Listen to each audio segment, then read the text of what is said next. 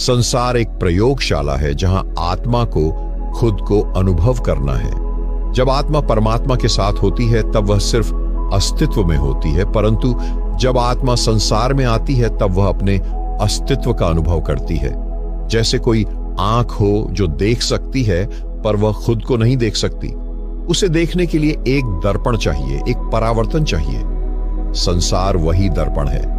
इसलिए परमात्मा आत्मा को संसार में भेजता है ताकि आत्मा स्वयं को जाने। यह जानना बेहद कठिन है, क्योंकि आत्मा जब शरीर धारण करती है तो उसे स्मृति नहीं रहती अपने मूल की। यह स्मृति विस्मृति में बदल जाती है और यही विस्मृति जन्म देती है दुख को, मोह को, भटकाव को। आत्मा रोती है, तड़पती है, प्रेम करती है, घृणा करती है, टूटती है और फिर खोजती है। क्यों?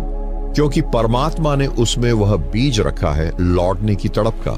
जैसे समुद्र से उठती है लहर, वह समुद्र से अलग नहीं होती, परंतु फिर भी वह खुद को अलग मानती है। लहर का जन्म समुद्र से हुआ, उसका अस्तित्व समुद्र में है और उसका अंत भी उसी में है। आत्मा भी ऐसी ही है।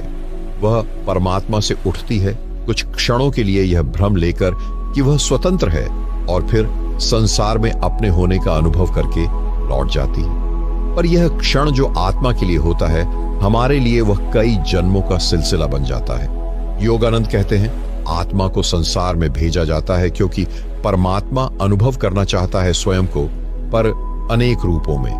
हर आत्मा परमात्मा की ही एक झलक है। हर आत्मा एक प्रयोग है, प्रेम का, करुणा का, मोह का, द्वेष का और अंततः मुक्ति का। आप सोचिए, यदि कोई परमात्मा है जो सर्वज्ञ है, सर्वशक्तिमान है, तो उसे क्यों चाहिए कि वह कोई भी अनुभव करे? क्यों वह आत्मा को भेजता है शोषण के बीच, मृत्यु के भय में, दुख और पीड़ा के संसार में? क्योंकि अनुभव और ज्ञान में अंतर है। ज्ञान तो एकत्र किया जा सकता है, परंतु अनुभव वह तो भीतर से गुजरता है। परमात्मा के लिए ज्ञान कोई कठिन बात नहीं है, वह तो सब जानता है, पर वह चाहता है कि वह स्वयं को अनुभव करे।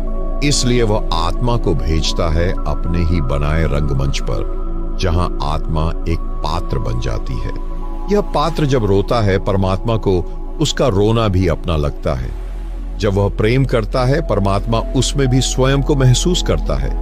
यह लीला है, और यह लीला इसीलिए है कि आत्मा जब लौटे तो लौटे एक अनुभव के साथ, एक पहचान के साथ कि मैं वही हूं जिसे खोजता रहा, जिससे दूर गया और अब पुनः उसी में विलीन हो गया।